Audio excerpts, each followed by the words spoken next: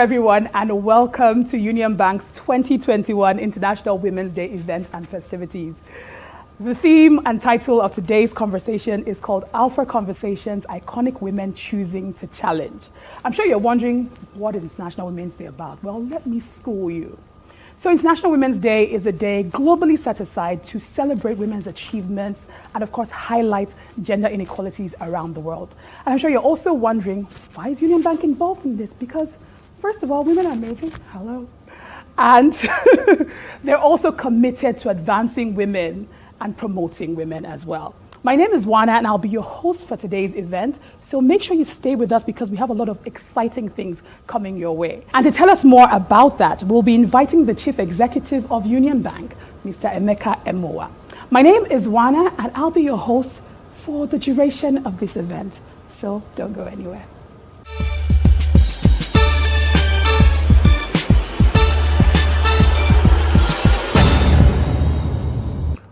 Welcome to our International Women's Day celebration, and thank you for joining us here today.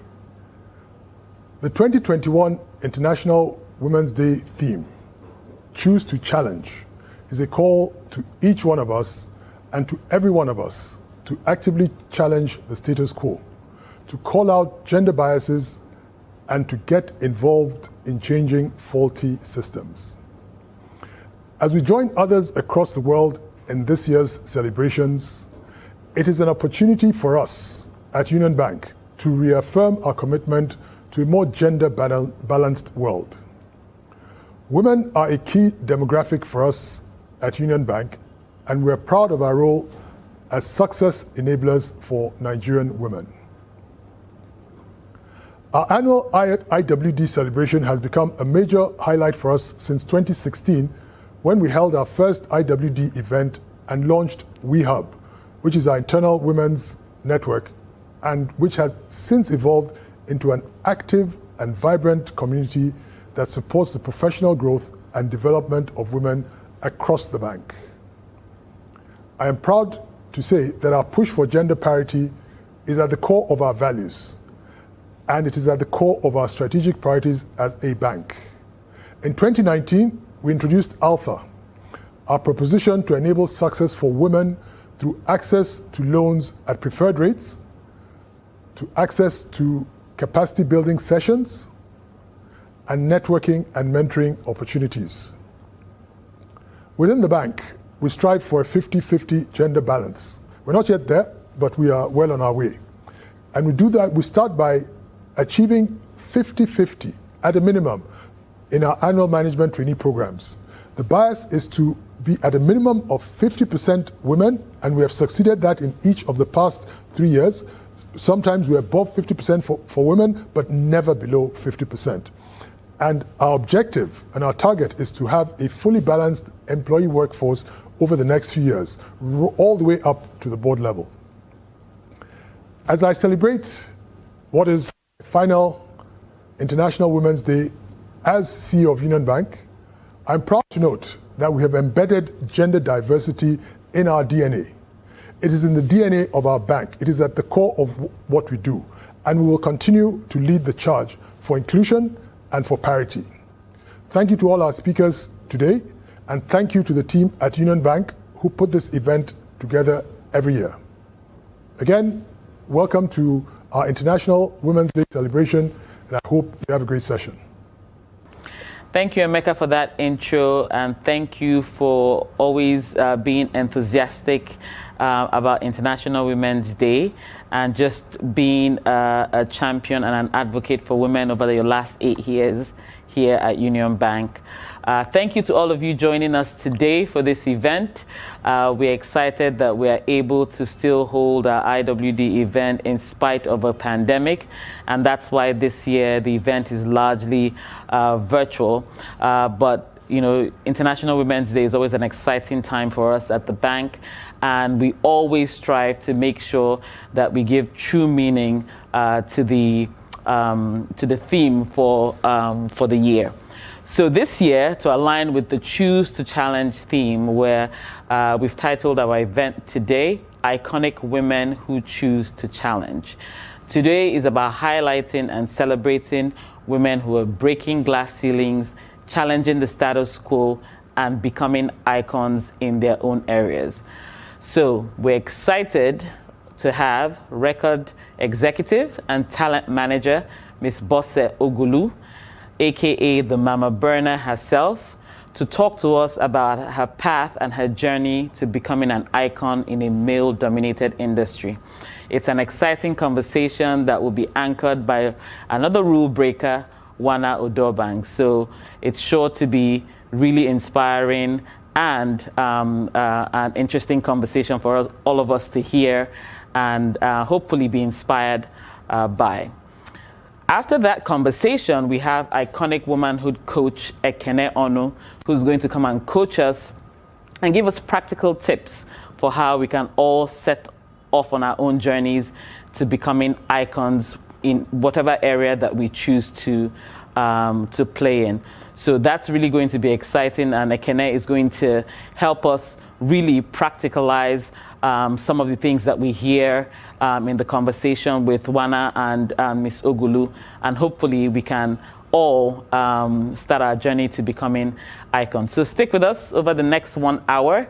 Like I promised before, I think it's going to be exciting, and I think it's going to be really useful and practical for all of us to following today to actually really go out there and choose to challenge with some of the things that we hear today and some of the tips that we get. So thank you again for joining us, and enjoy the show.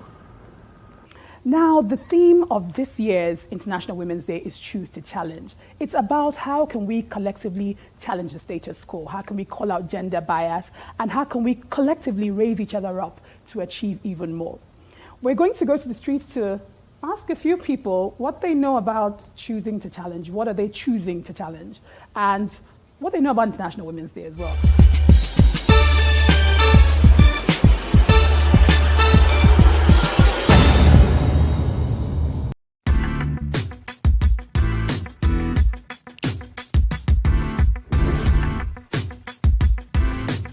What up, my people? What it do? What it do? How's it going? Kilo Shele. We're on the streets of Lagos today, despite the coronavirus. It's International Women's Day. Yay! So today, we're on the streets asking people if they know about today. We're going to be telling them about the theme of this year. And then we're going to be asking if you all have ever stood up for a woman before. Have you? Are you ready? Yeah, now let's go.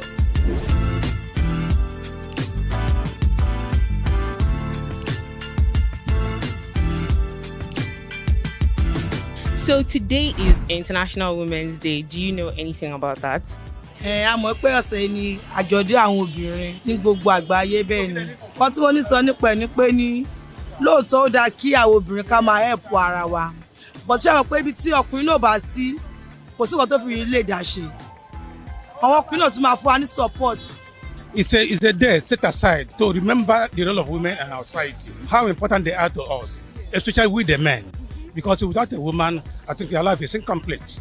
The day women should realize who they are, stand up for themselves, and speak for themselves. It's a time where we have to respect the fact that women make the world go round. I think it's about supporting women, like empowering women instead of competing with each other.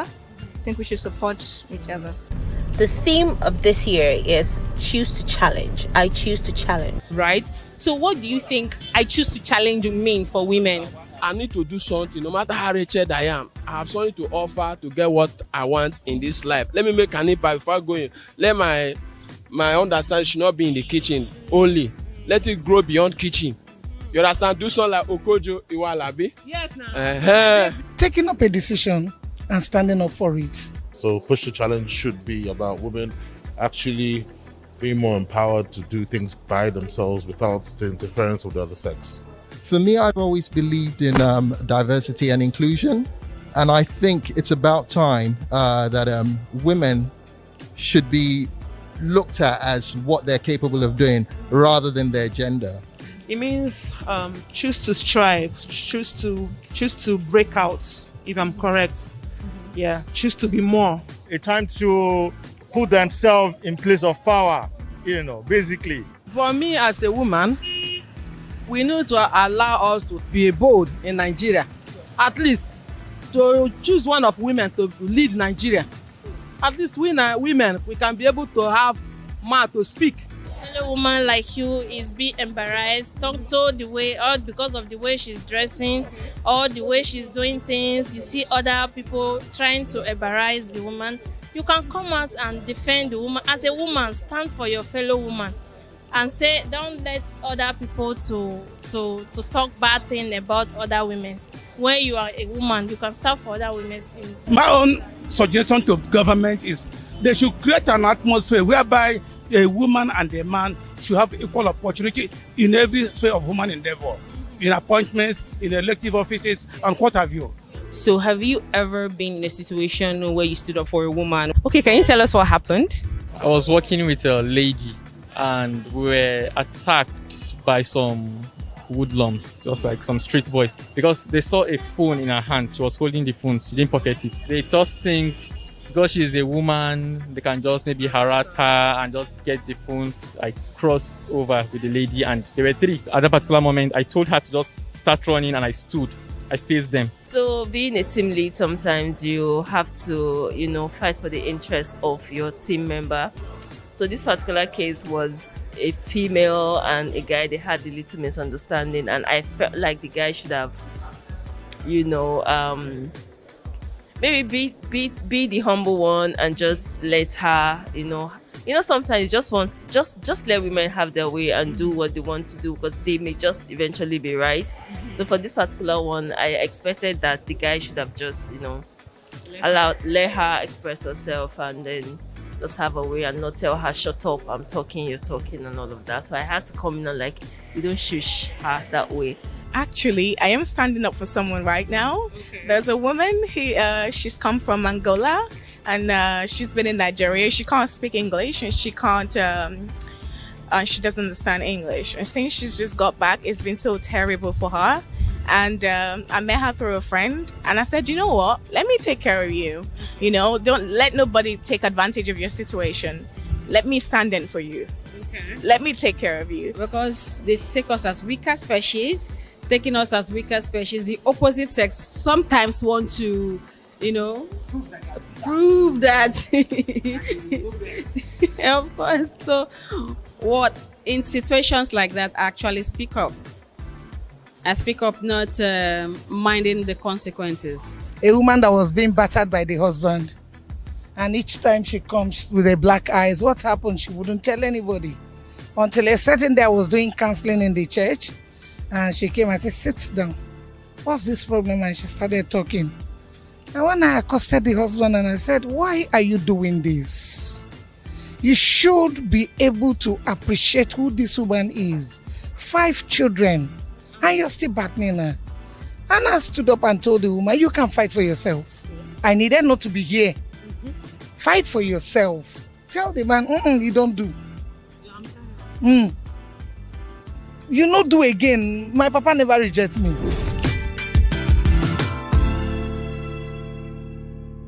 Just want to use this opportunity to let you know that we are on all social media platforms. We can see your comments and your conversations. Please keep them coming in. Share and make sure you keep watching.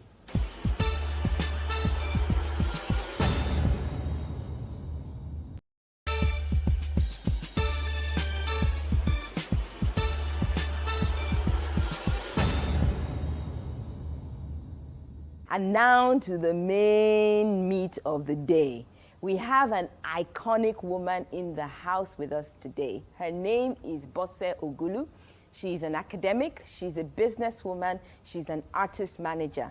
And in case you haven't yet figured out who I'm talking about, I will tell you that she manages the career of her son, 2-time Grammy-nominated artist Burna Boy, and consequently, she's popularly known as Mama Burna. So sit back and relax as our host, Wana, gets into what I know is going to be an insightful conversation with Miss Ogulu on how she has survived and thrived in the largely male-dominated entertainment industry. Over to you, Wana.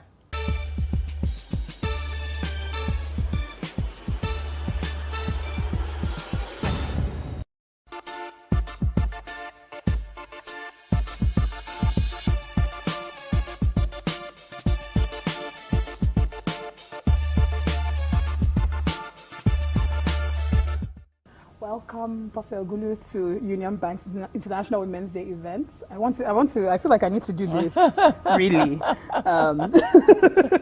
Thank you for being here with us and just indulging us in this conversation as well.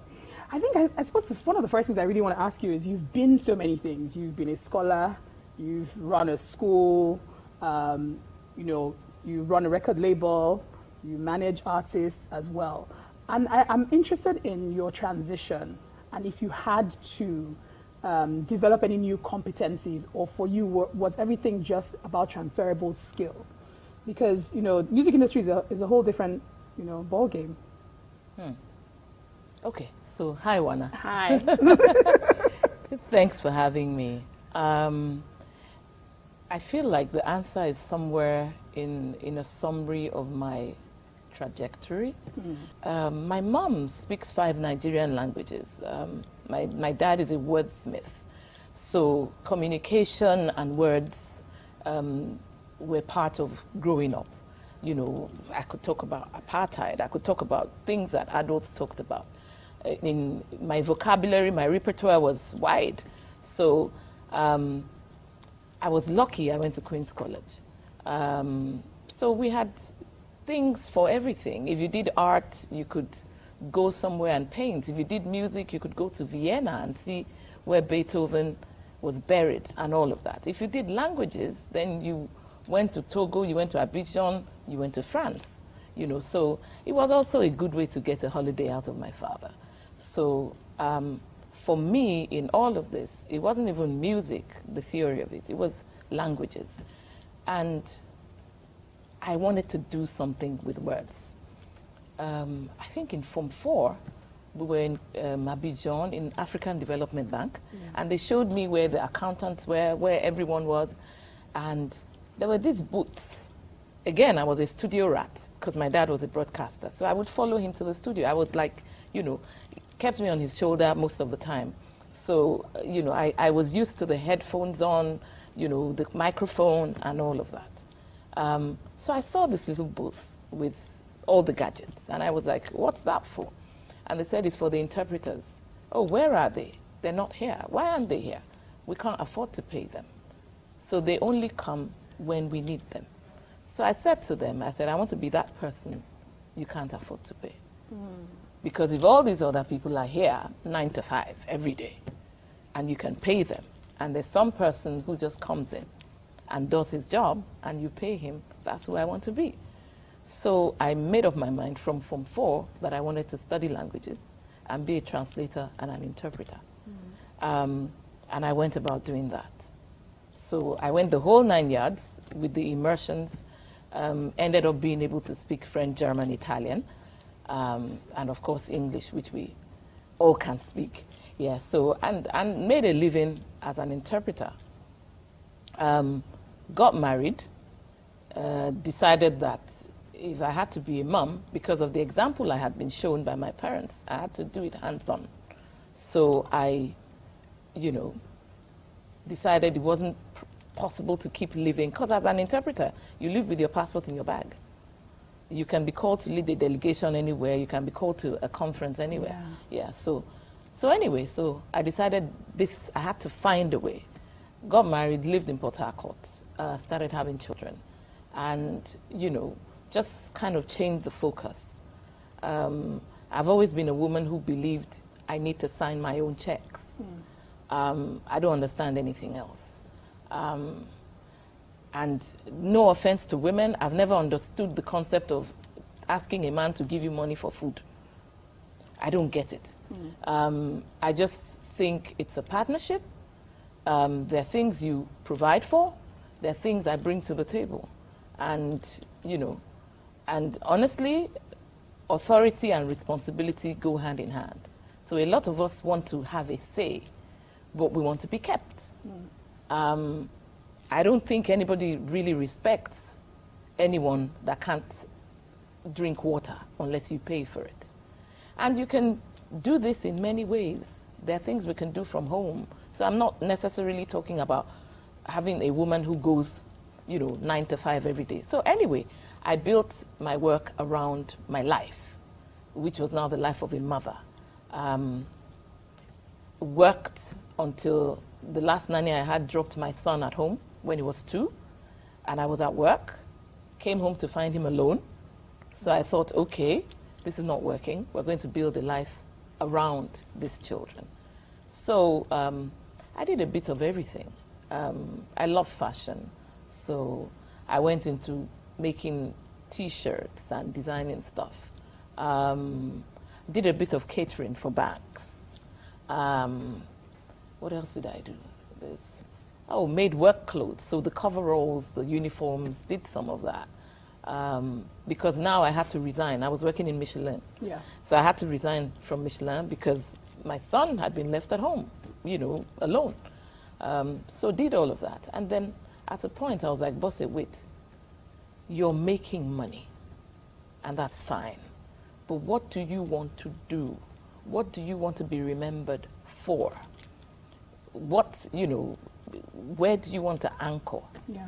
And I remembered the things I love: music, languages, traveling. And so I set up a language school called Language Bridges and created something called Active French. And we started teaching French to children from age 4. Then I thought, where does the travel come in? Yeah, for you to speak a language, you need to be in class and go to where the language is spoken. So we started doing travels and tours, language excursion trips. I did that from 1997 to 2015. So just taking young people around the world and making sure that they were immersed in whatever language we were dealing with at the time. And that also took me into their lives. And, so I brought up more than my own 3 children. So I knew more about people's children than their parents did, because I was the cool auntie or the cool mom or, or whatever. So, did that. So this gave me experience with touring. I had a music school as well, which all of my children went through. Because remember, I had been told, if you cannot read and write music, you are an illiterate. So, I thought my dad was sick at the time, but, the things you do, yeah, because that's what you know. So set that up. And so all that was in place when the music thing came up. Music, I went into it because of my son. Yeah. He was in school in England. I had always known he was going to, either do music, skateboarding. It was never going to be something academic. Yeah. And then also, I believe that, you need to try a lot of things. So, I'm the kind of mom who did the ballet classes, the art classes, the horse riding classes, all of that. And it was a lot of work, because you had to be picking and dropping and all of that. So anyway, all this happened. And then my son became Burna Boy and asked me to manage him. And I asked him why. He said, because you're the one with the best business acumen I know. Nobody knows me better than you. And you've pretty much succeeded at everything you've decided to do. I said, besides, I can't afford anybody else. So I said, okay, let's do it.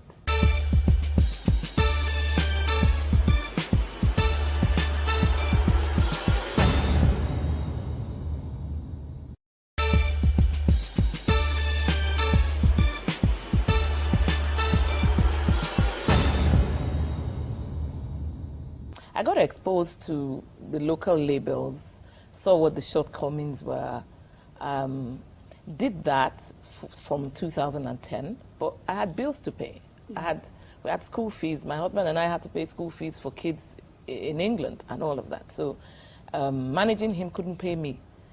So I had a job lecturing in the university, French. I was running my language school, and I was managing him. So I cut all the deals for his endorsements with Glow, whoever. And, I was really a business manager. I left some of the artistic things to the label. But I think by 2015, oh yes, I got fired in 2014. Got rehired a few months later. We're going to talk about that. We need the tea on that. Got rehired a few months later. And,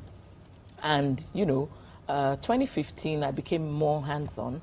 And I haven't really done anything else since 2017 because I retired from lecturing.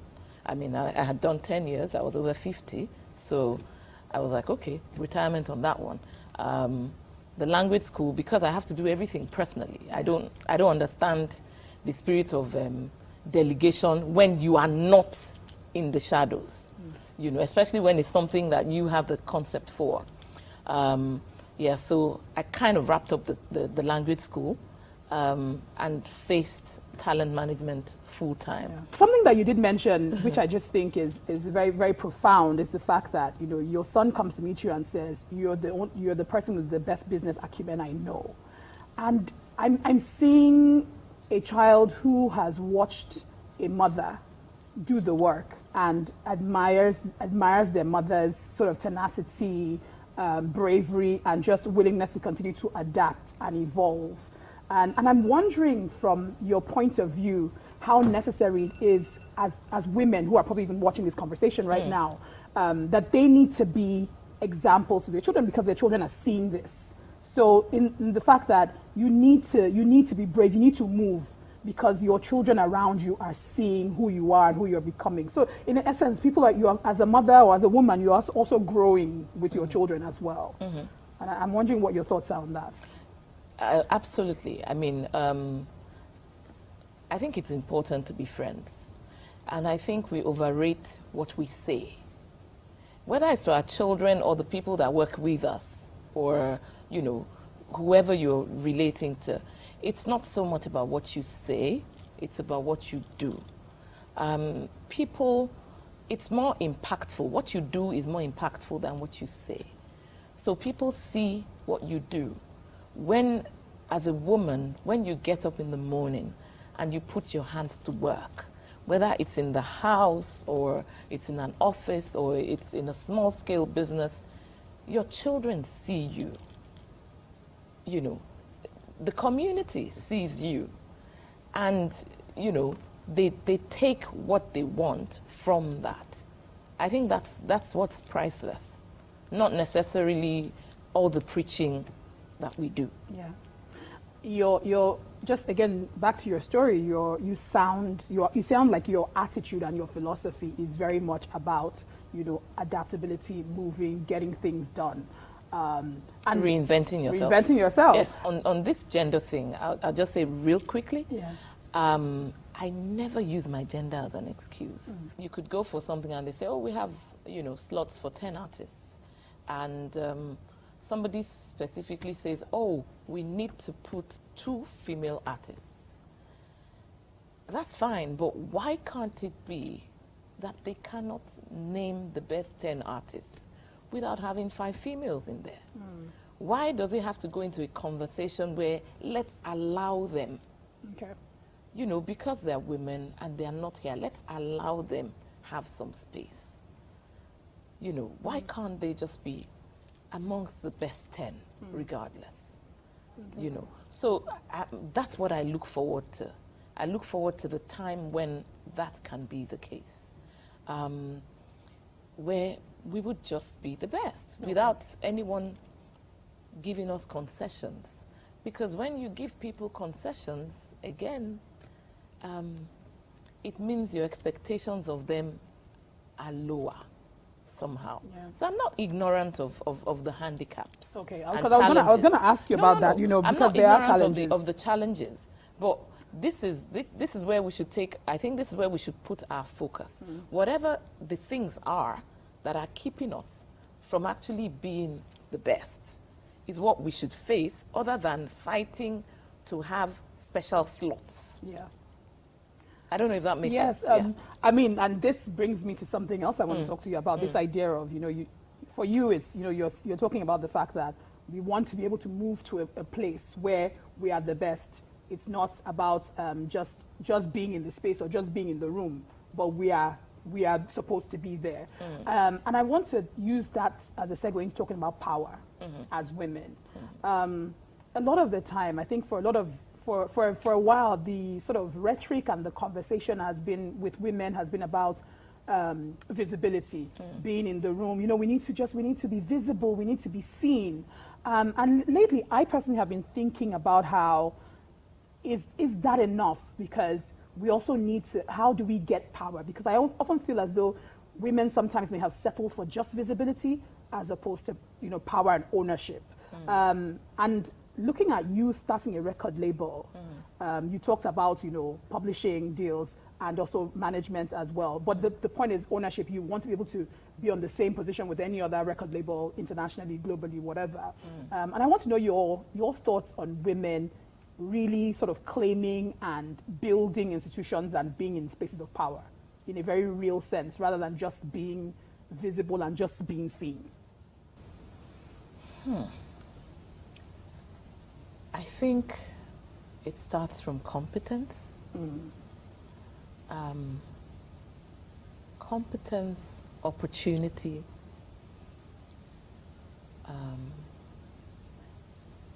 and just knowing what part of yourself you need to put in to a specific situation. So it's not just in the music industry, it's in everything. I think we should go about doing things that we're competent at, or making sure we are competent at the things we want to do.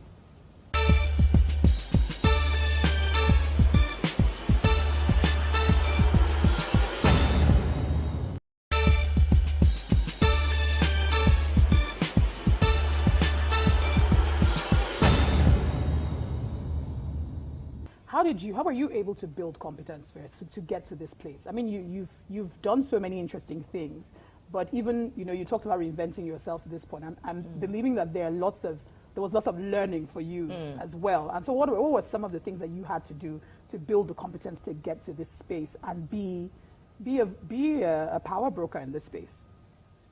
I went to good schools. I think that's my first luck. No, I think the first luck is that I was born into the family I was born into, which wasn't about money. It was just about confidence and all that. I was also lucky to go to good schools. Those two key things you can't take away. So these two things gave me confidence. And then I'm a very realistic person. I know my limitations. I've always, you know, embraced it. I don't have to be good at everything. But the few things I know I'm good at, you know, let me be the master. So I went about speaking French to the point where you talk to me on the phone, you don't know if I'm black or white, because that was my goal. And it goes for, you know, for everything that one does. If I'm going to fry akara, oh yeah, if I'm making jollof rice, my jollof rice is actually an item. I make it well. I don't make everything well, but that one, you will look for my jollof rice. So even to mundane things like that, you learn and practice. So I've had to do a lot of learning and understudying. And like I say, I'm not too proud to learn. I'm not too proud to say I don't understand what that means. Can you teach me that or whatever? And I think this is a wake-up call to all of us in all the businesses we do. People are not sitting across the table from you because your face is pretty. They're sitting across the table because you can make them money. And you're there because you can gain something from them as well. So identify what you're going in there for, what you're offering and what you're getting. And that brings me into the topic of negotiation. You're negotiating brand deals, you're negotiating partnerships, you're negotiating you know, distribution deals in different territories as well. There are lots of people who are, you know, who are watching this conversation, who are trying to negotiate, whether it's within their business or within their jobs. What is the mindset that you go into a negotiation with? So, what am I going for? What have they paid other people for this before? You need to have that information. You can't go into a hall just talking in the air. You need to have done some groundwork. What kind of budgets could they have? You can never be sure, but hey, you know, what are the antecedents? So you go in with that. You also have to know what your idea or what your product is worth, or what it can be worth. Because, for example, when I do endorsement deals, I'm not just looking at deliverables. I'm looking at what it excludes the talent from doing. So, to explain that better, so I'm going into a beer brand deal or a telecoms deal. It's not just about, even if they say he's only going to take pictures and, you know, there isn't a lot of deliverables, you need to know that if he does that, he's not going to be able to do it for any other telecom brand. Even if they tell you the territory is Nigeria, because the world is now online, they're going to post it online. And if he has an endorsement with Glo or MTN or whoever they are, Vodafone is not likely to use him. So you need to put a price on what that deal excludes him from doing. A lot of us put a price on what he's delivering, which may not seem like much today. But for the next 3 years, I can tell you, even if it's a 1-year contract, what's going to be in the heads of those telecom companies is what they have seen him do with the other one that endorsed him, or whether it's an alcoholic beverage or whatever. So you need to consider the exclusivity clause. What does it exclude the talent from doing? And put money on that. So these are the kind of little things that we don't pay attention to. The theme of this International Women's Day is Choose to Challenge. Okay. And it's really about, you know, it's about us sort of challenge. We have to challenge status quo to move forward, Yes. right? To see any kind of change, sustainable change. And as an OG, as we like to say, I'm wondering what your sort of advice or what you want to pass on to younger women, you know, who are listening to you right now, in terms of just bringing them up. What are the things that you would like to say to them? There are many challenges in life. When you've been exposed to international negotiations like I have been from the days of my language school, the first challenge is your color. So there's always that. Whether you are a man or a woman, your color, believe it or not, is a challenge. Your continent is a challenge, because even where there are people of your color, being African means you have to prove yourself a bit more. Being a Nigerian, they accept that you're smart, but you know, they think they have to look at other things. So those are already challenges. Then, of course, being a woman, I find that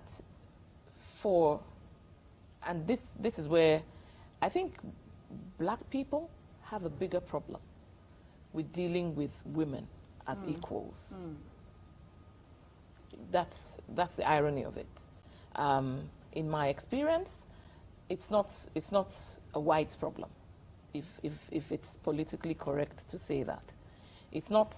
I'm sure it is, but it's not as rampant. It's not a big issue with them as it is with us. You know.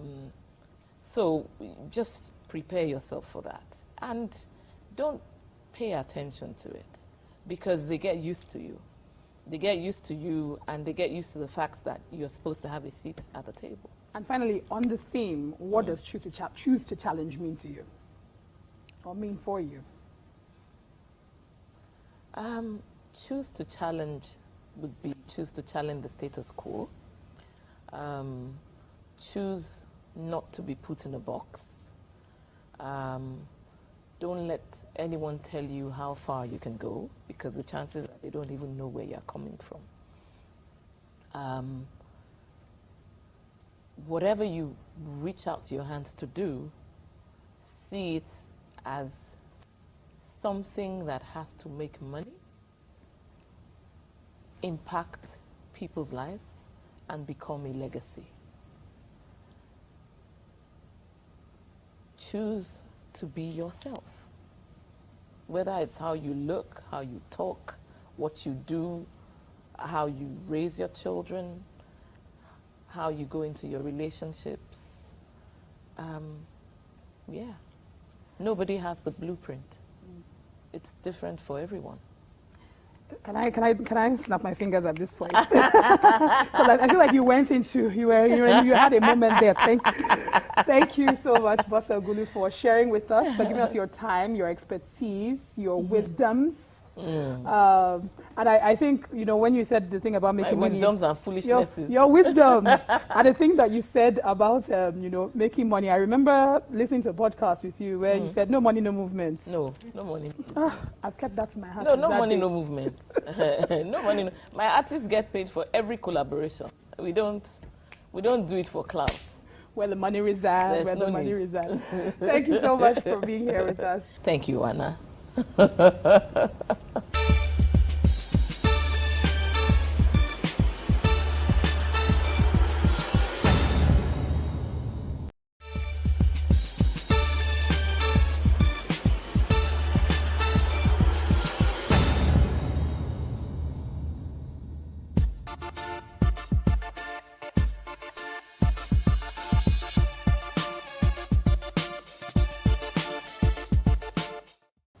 Earlier in the program, I talked about Union Bank's commitment to women's empowerment, women's progress, and women's advancement. And one of the ways they've been doing that is through αlpher. And I'm sure you're wondering what that is. To tell us a bit more about Union Bank's αlpher, I'm going to invite Lola Cardoso, who is one of our executive directors here at Union Bank. Thank you very much, Wana. On behalf of Union Bank and myself, celebrating today's International Women's Day, we have chosen to challenge. We've accepted that challenge. And importantly, we've accepted that challenge through the αlpher platform. αlpher was launched in 2020 as a value proposition geared at enabling and empowering Nigerian women across all segments and life stages. We launched αlpher in 2020 and has supported over 250,000 Nigerian women with access to financial services, loans, and support through many of our partners, whether lifestyle or healthcare. αlpher for Union Bank, but importantly for Nigerian women, is very important. We are delivering on our promise via 6 major pillars. The first is on lending, where we are offering discounted interest rates to αlpher women, whether for individual or business purposes, and especially focused on growing a lot of the women business owners. Second pillar for us is savings and investments. We are giving women the ability to save and invest in both traditional and alternative ways. Alternative ways includes our recent launch platform M36, as well as real estate. Personal and professional development, increasingly important. We listen to a lot of the Nigerian women who have asked for support directly via courses, training, and opportunities to network with other community members that we have provided via the αlpher Hub. In addition to that, mentoring and coaching, connecting them with renowned female mentorship programs where professional and business mentors are provided. And then finally, as we think about enabling women and supporting them through life stages, health we know is wealth. We've partnered with investigative labs, HMOs, and hospitals where αlpher women have access to annual health care plans as they take care of themselves individually, either for themselves because it is great to do for themselves, but also for their businesses from a sustainable perspective. And then when we think about growing their businesses, access to discounted offerings around accounting, legal, and logistics, which we know are a key bedrock and requirement for successful businesses in Nigeria. With that, when you think about αlpher, I'm very proud to stand here today as we celebrate our choice to challenge, to know that Union Bank has accepted this challenge. We look forward to continuing to support women, support them in all spheres, and we implore you at this stage as well to challenge in your sphere, personal and professional, leveraging αlpher as an enabler. Thank you very much. Wana, back over to you. Throughout the event, we've been talking about choose to challenge. How do we go out there? How do we collectively call out the things that are happening to women? How do we advance each other? How do we grow? To do this, we definitely need some tools. And to help us with those tools, we have Ekene Onu, who is the iconic woman coach. She's a speaker and a firebrand by her, just all by herself. So make sure you get your pens, your paper, your notepad, your phone, your tabs, whatever it is you use to take down notes, because there's a lot you're going to learn in this session.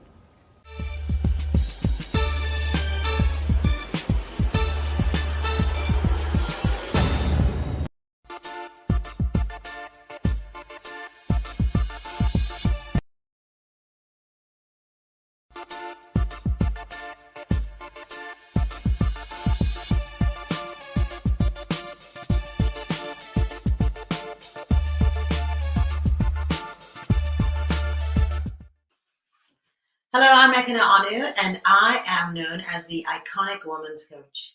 And I'm here to celebrate International Women's Day with you, and I'm so excited to be here with you because it is a very special International Women's Day. It is a day where we are choosing to challenge. I'm sure that you agree that all of last year we were challenged in ways we could not have imagined, challenged in ways that we could not have even contemplated, the whole world. But this year, no matter what comes, we are choosing to challenge because we're taking back our power. So I really want to share some things with you around choosing to challenge. They call me the Iconic Woman's Coach, and I'm here with the Alpha Woman. So I'm going to bring the two together, and I'm going to talk about how we can become icons, how we can challenge ourselves. Often when I talk to women, they tell me, oh, I don't know if I can be an icon. That feels too big. But every woman is an icon. In fact, every person is an icon. Each of us was created uniquely to fill a unique solution. That's what we are. We are solutions. And I want you to begin to think differently about being iconic. And that's what I'm here to share with you today. So the first thing I want to talk to you about is I. Becoming an icon starts with I. Inspiration. That's what I stands for me. In order for you to be iconic, you have to inspire people wherever you are. Whatever your sphere of influence is, you have to begin to inspire people.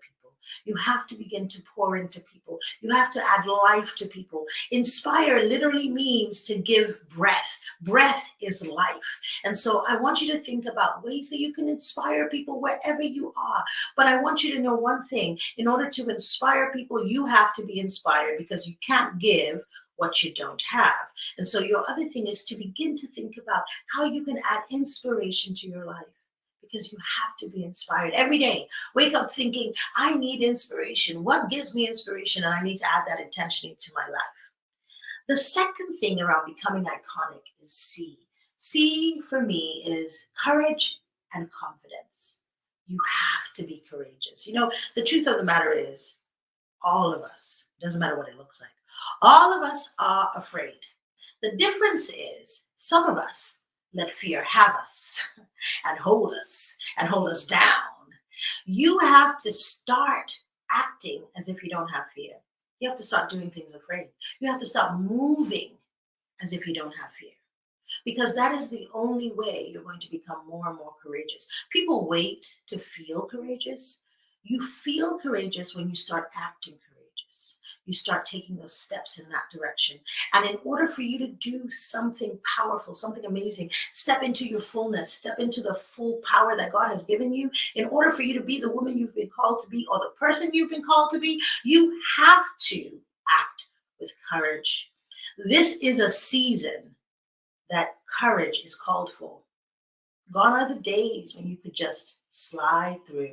If you didn't know it before, you know it now, right? Last year taught us some lessons. It taught us some serious lessons.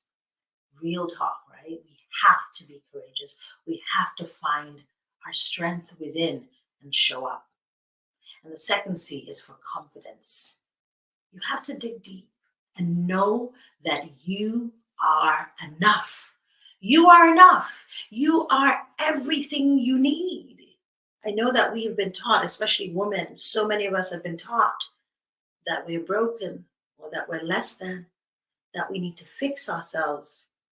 You know, growing up in Nigeria, I don't know if you guys ever had this experience. I remember going to Tejosho Market in Lagos, and you would hear them say, you would hear the aunties call, "Auntie, come, make I fix you, make I fix you." And it's as if you hear this over and over and over again. And this has caused so many of us not to have authentic confidence. I tell women all the time that if you struggle with confidence, don't feel bad about it. Just do something about it. Of course you struggle with confidence because you live in a world that has taught you you're not good enough. And it tells you this every day. There are whole industries designed around reducing your confidence. So what you have to do is become intentional about taking that back. And whether it is affirmations that you have to start saying, you know, you pick up that phone and you start saying, "Self, you are everything you need. Self, you are going to go out there and do great things. Lady, you rock." Whatever it is you need to do, you need to start doing that and be intentional about doing what it takes for you to deepen your sense of confidence in yourself. No one's going to give it to you. You have to give it to yourself. The third thing I want to talk to you about is recognizing that you are an original. In order for you to be an icon, you have to dig deep into your uniqueness. Too many of us have been looking externally for a template of success. You're looking at someone else, trying to be like them. It's one thing to have a mentor. It's one thing to be inspired, but you cannot allow yourself to become an imitation. Too many of us have never really connected to the truth of who we are. You are an original. No one on earth is like you. You are the only one that has your whole look, your sense of style, your story, your experiences, even the pain that you've been through, even the trauma, all of it is part of the unique stew that is you. You are a designer stew. You're a designer stew. You have to embrace all of you. Even when I speak and I go and I talk all over the world, I live in the US, I come to Nigeria quite frequently. One of the things that audiences love is when I allow my culture to show, because it is part of who I am. I'm someone who has been raised in the US, but raised on Nigerian soil, and I love it all. Embrace all of you. And start bringing all of you to all of the spaces that you're operating in. Too many people are living this sort of vanilla life. You keep your very best self for only a little piece of your life. But your very best self, that truest part of you, that original, that cannot be duplicated, cannot be copied, that's the thing that makes you relevant. That's the thing that makes you highly sought after. That's the thing that makes you iconic. And the final thing that I want you to know is that it's so critical that you tap into this core truth for all of us. You are still here because you're necessary. And it is important that you hold on to that and begin to show up accordingly. You don't get to opt out of greatness anymore.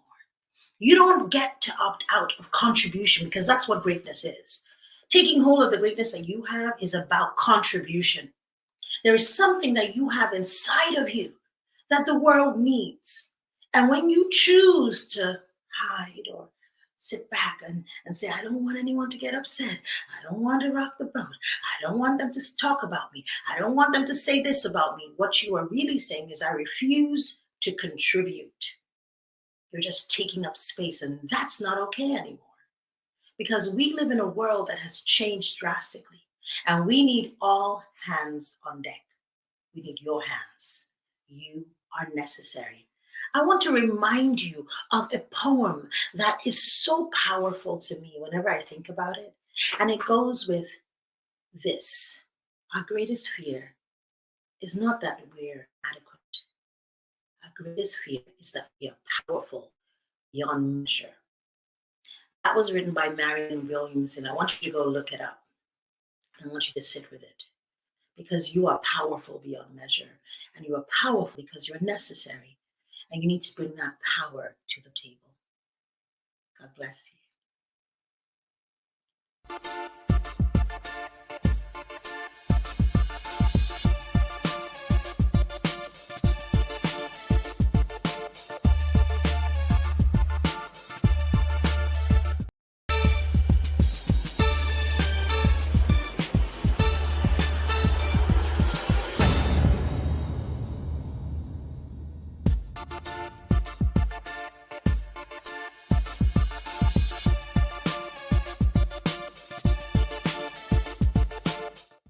So we had a great conversation about what it meant to become an icon. Right now, what we are going to do is take all of those concepts and turn them into actionable things. It has to be actionable.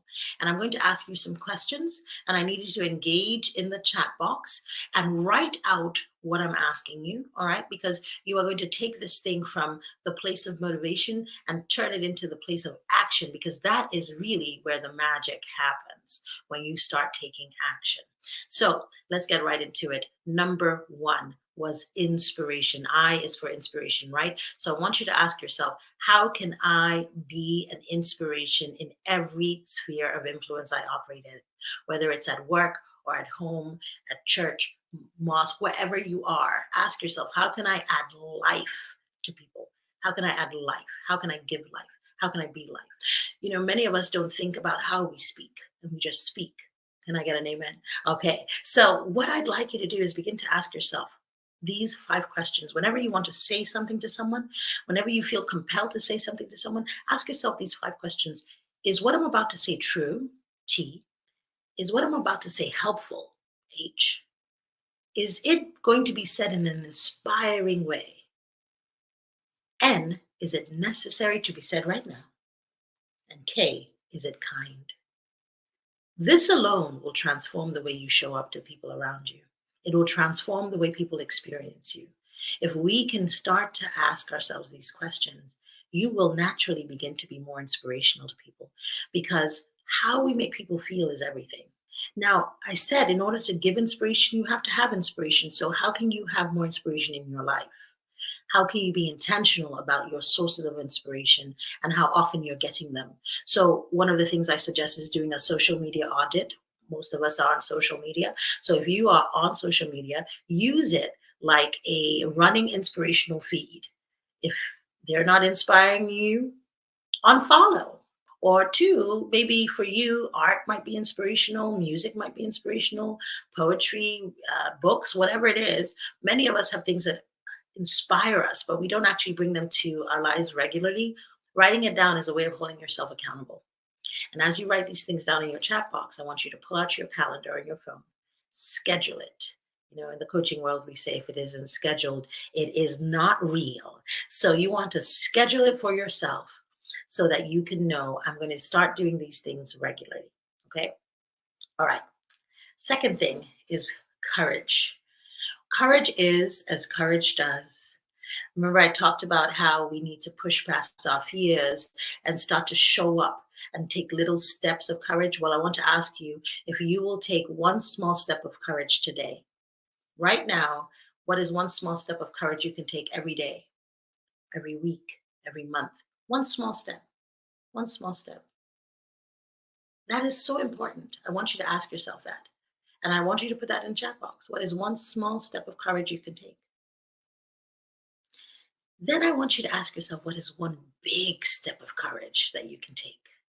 One big step of courage. What is one big thing that all of you wants to do, but when you think about it, you get scared. When you think about it, it does something to you. You're so like, I don't know. That's the thing you must do. So I want you to write down that big thing. Maybe you won't do it in a week. Maybe you won't do it in a month. Hopefully you'll start moving towards it in this year. That's the whole idea of choosing to challenge. Next, let's talk about confidence. When you think about confidence, most people want to be super confident yesterday, but let me tell you, everything starts with seeds. The people that you see that you say, oh, they're super confident, they didn't start out that way. It always starts with seeds. You're seeing the fruit and you want the fruit yesterday, but that's not how this works. So I want to ask you to start thinking about what are some of the seeds of confidence that I can put into place right now. And one of the seeds is the way you speak about yourself. So many of us speak about ourselves in negative ways. We don't even realize it. We have been so programmed to say things about ourselves like, I'm so lazy, I lack willpower. You know, that's just how I am. We just say these things. And when we say them, we keep imprinting on our subconscious that that's who we are. And so we keep manifesting that. I want you to remove those labels that you have been allowed, that you've been putting on yourself. You've allowed to be on yourself, right? Some of them came from other people. You know, when you were little, you heard all the time, you're so lazy, you never get up. And then as an adult, you start putting that on yourself again. I want you to take those labels off. But in order for you to take those labels off, you actually have to identify them. So what are some of the things you're going to stop saying? Some of those labels that you're going to get rid of by stopping to say those things. Hey, Charlie. I'm laughing, and I'm not going to stop. I'm laughing because, you know, one of the things that we struggle with around confidence is that we want to be perfect. So I'm going to model imperfection right now. Often we want to present our very perfect selves to the world, but perfection is different from excellence. Excellence is when you show up at your best, and sometimes you're going to make mistakes. I just made one. I made a couple. Forgive me. I forgive myself. You need to learn to do that, because sometimes you're going to try and show up in a big way, and you're going to make mistakes. And if you stop every time you make a mistake, you'll never get where you're going. So I'm going to model it, and we're going to keep it moving, okay? So I want you to think about those labels that you have put on your body and allowed, put on your mind and allowed, put on your spirit and allowed, and you're going to remove them. You're going to name it and tame it, take them off, okay? So in the chat box, write some of the things that you have allowed on your person, okay? Let's move on to original, what it means to be original. I want you to ask yourself this simple question. What is my unique value proposition? What is the thing that I can offer the world? What is the thing that only I can offer the world? Uniquely, it has to be valuable. And it's something that you're offering as a form of leverage. I'm giving you this so that I can receive this. And I don't mean it in a transactional way, no. Because we are transformational people. Yes, yes. So we transform the world and the world transforms us. That is the way it works. That's one of the spiritual laws that the world operates under. So I want you to think about, what is it that I can do, bring to the table? What is my unique value proposition? What are some of the things I do that only I can do? And it can be simple. It can be, I sing, I encourage, my smile lights up a room. Put some of those things in the chat box right now. What are my unique things that I bring to the table that are valuable? Just even writing them down will help you. It's going to trigger your mind to recognize that you are an original, and every day you're going to start showing up differently. Watch and see. And finally, I want you to answer the question, if I am necessary, how can I start to contribute more? How can I stop playing small? And how can I start playing big? What does that look like for me? Now, this is a big question. So some of you are going to write in your journal, but I want you to just write one thing, even if it's one word, in the chat box. What is that thing that you're going to do because you're no longer going to play small? What does playing big look like for you? What does contribution look like for you? I want you to take your time and connect with each other. And I want to thank you so much for being part of this program. You are an icon. Take action on all of these questions. Start moving and acting differently, like the icon that you were born to be. Be well. God bless.